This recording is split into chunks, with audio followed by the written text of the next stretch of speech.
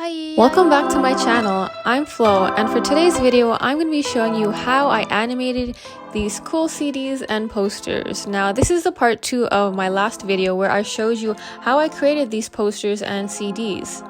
And today I'm going to be showing you how I animated these through the use of Adobe After Effects. Now if you're interested in that, make sure to stay tuned. Now I'm going to go over what we're going to be covering in this video, so just a little summary for you guys. So we're going to be going over some adjustment layers, hue and saturation, displacement maps, and this effect called Mr. Mercury CC. I know that sounds funny, but it's a pretty cool effect. And then we're going to go over the liquefy effect. And then last but not least, we're going to put all of these effects together. I know some of it might sound like a handful or it might sound like quite a bit, but honestly, it's actually a lot easier once you just jump right into it. Let's get started. Now you can go ahead and open up Adobe After Effects. Once you have that opened up and ready to go, you can go ahead and go into composition and go into settings and adjust the size that you want. I'm going to be creating this as a square, but you can choose whatever size you want, 1920 by 1080 if you want something that is, you know, a story size, or something, you know, maybe 1920 by 1250 or something like that if you want it more of that poster size. But if you wanted a square, 1080 is just fine by 1080. And then once you have that good to go, you can go ahead and import your files. If you go into files, you can import everything and import the posters, the images, all of that stuff. Of course, you want to do the first video so all of this makes sense, and I'll link that below for you guys as well. And then you can drag your item into that little area right there at the bottom on the left hand side, and then you'll have your poster, your image, or your CD cover there. So this was originally a poster, but now I'm just gonna kind of have it be as a square. I mean, you know, a square poster or even like a CD cover. I might just throw it into a mock-up later on. But really this is just a purpose to show you, like, you know, the effects. And then next thing you want to do is go into layer and click on adjustment layer. Now this adjustment layer, I would say, is pretty important, especially it's like a great way to carry all the effects that we are going to be using, and it's easy to turn on and turn off instead of putting it right straight on to the original asset. I think it's better to have an adjustment layer because it's kind of like, it acts almost like a filter, so you can change the opacity of that, you can turn it on and off. So now what you want to do is go into effects and presets on the right hand side and type in hue and saturation and drag that onto the adjustment layer. Once you have that good to go, we can kind of play around with it. So for example, if you go on to master hue and you click on that little circle, that 360 circle, you can kind of drag it around and play around and see all the different colors. Then you can go into the master saturation and play around with the saturation depending on how dark or light or bright you want it, like how bright you want the colors and saturated you want the colors. You can even go into the master lightness. This will affect the lightness and darkness of the actual asset.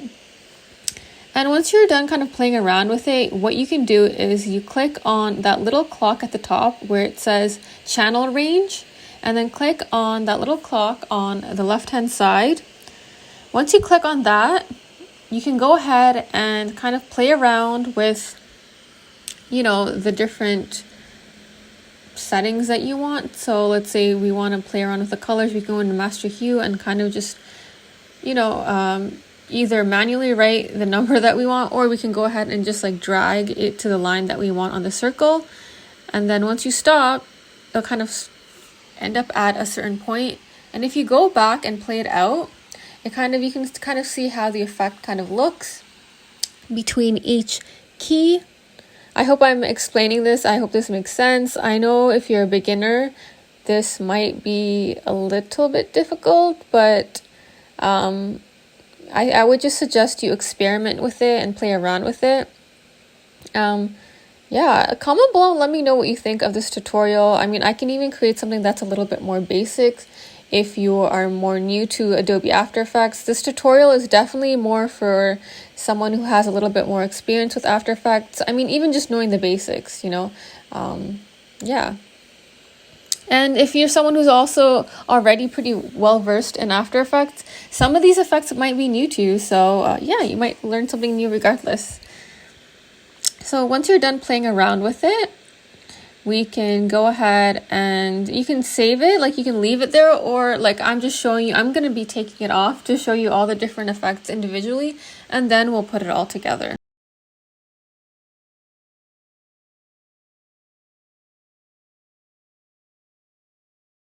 Now, once you're happy with that, you can either keep that hue and saturation effect on there, or you can take it out and come back to it later. I'm going to be taking it out just to show you how everything looks individually. Now, the next step is dragging in the displacement layer. So you can go ahead and drag the displacement layer. And once you have that in, you can go ahead and again experiment and play around with how things look. This is kind of what I like to do when I'm using or trying a new effect. I like to play around with it a little bit, see how things look before actually keying in things, having the key points. So what I like to do is just kind of play around with it. Like you can play around with the max horizontal displacement and the max vertical displacement. And once you're happy with that, you can key things in and then kind of move it around and then make your next key.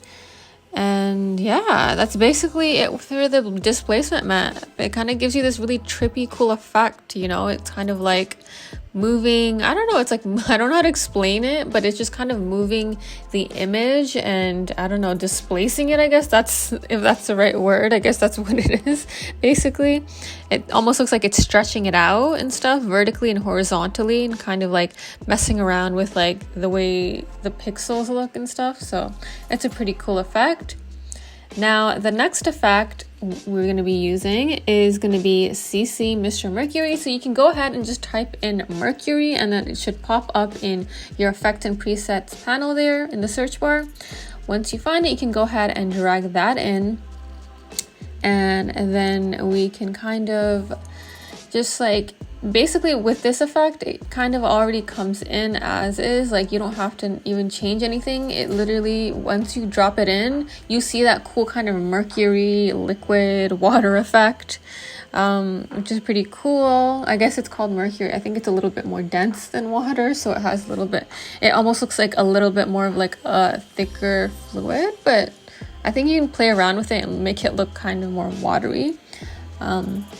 Yeah, so once you're kind of, and then now once you kind of play it forward, you'll see that essentially, yeah, the fluid effect's already there. And then, which I honestly, by itself, it looks really cool. You can literally just throw that in and keep it as is. But of course, we can kind of customize it the way we want to.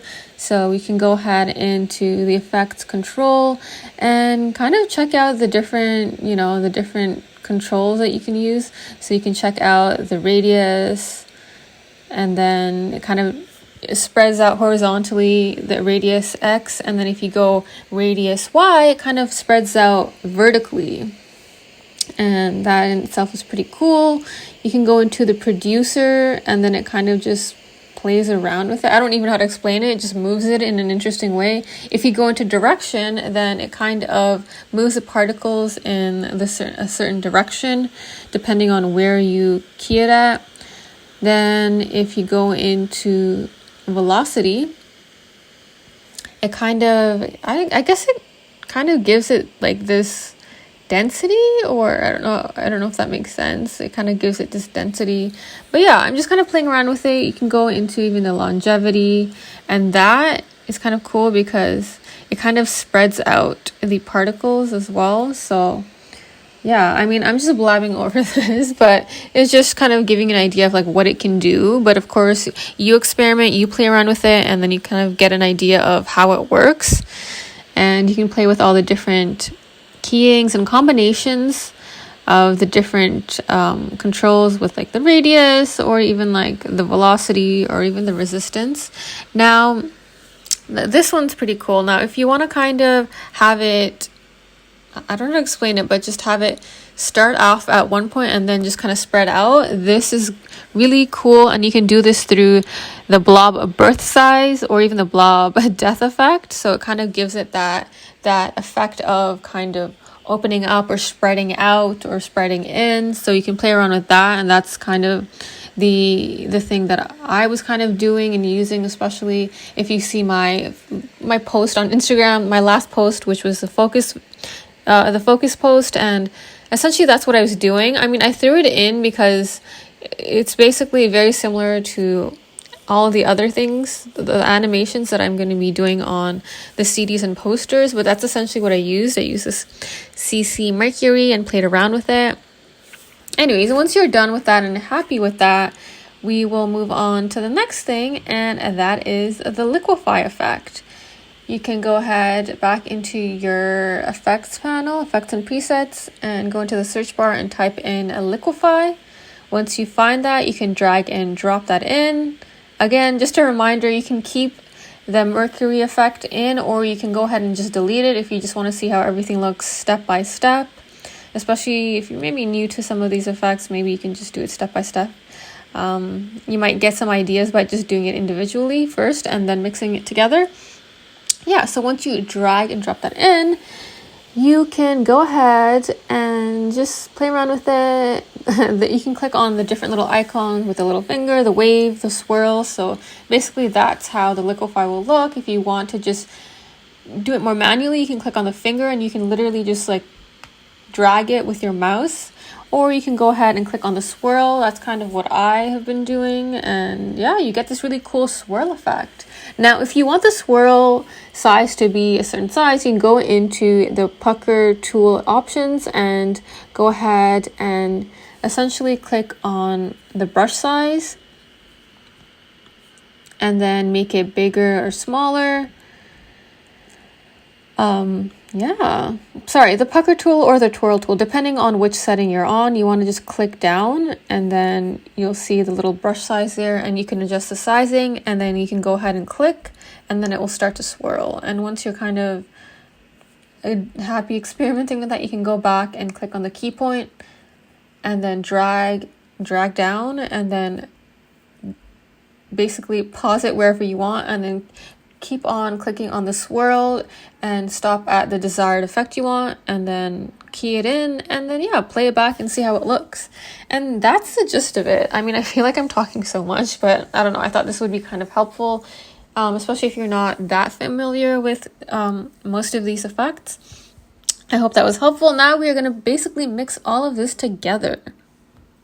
Now, for one of the most important steps, you want to make sure you render your video so it comes out as a video, as a MP4 or a MOV. You want to make sure you go to File once you're happy with everything you've done. Make sure it's saved also, of course. I mean, I think that's pretty obvious, but make sure it's saved. I know sometimes you forget. Then go to File and click on Export. Then go to either add to Adobe Media Encoder Queue or add to Render Queue. Render Queue is like faster and it does it right in the Adobe After Effects program. But if you want to do it in Adobe Media Encoder, you want to make sure you have the actual app downloaded. And once you click on that, the Adobe Media Encoder program will pop up. And then you can go ahead and save it wherever you like and then press play. Well, that green button to render it out, or the other option is going back to export and just add to render, and then it'll export right on the spot right then and there. And make sure you save it somewhere that you'll remember, and then you should be good to go. But before you do that, here's a little bonus that I thought would be cool to add, which is a starburst effect. Now, you might have seen that in my focus post that I was talking about that I put on Instagram. And if you're curious about how to create that cool star effect, it's basically pretty simple. So all you got to do is go into the effects and presets and then go into the search bar and type in starburst. And all you got to do is drag that and throw that into your adjustment layer. Now you can create a separate adjustment layer for this. And another thing I'd like to mention is make sure you go into the layers panel and create a solid white backdrop. Click on that and then make sure you have it right underneath the layer, the new adjustment layer that you've created. And essentially that white background will turn into stars. So when it doesn't even have to be white, it can be green, it can be whatever color you want, or you can even have it right on the image. But I just thought it'd be cool to show you how you create that star effect. And then another thing you can do is you can even play around with the opacity. You can have the stars come in, and then you can kind of go wherever you'd like and kind of fade it out a little bit, go into the opacities, and then key in 100, and then wherever you like you can key it at 0, and then you'll have that cool fade come in. And I would suggest you do that same thing to that white solid background as well, so it kind of blends in nicely and flows nicely. And yeah, that's a cool effect that you can use and play around with it as you wish. It's something really cool, and you can even play with the speed, the size as well of the actual stars if you go into the effects control panel. Yeah, so I hope you guys really enjoyed this tutorial. I hope it made sense. If you have any questions, make sure to comment below, and make sure to tag me at the designer flow on my Instagram, because I'd love to see what you guys come up with these cool effects. You can make posters, CD covers, whatever you like. And if you enjoyed this video, make sure to like so I know to make and create more of these kinds of videos. And have a great day, guys. Bye bye for now. Bye.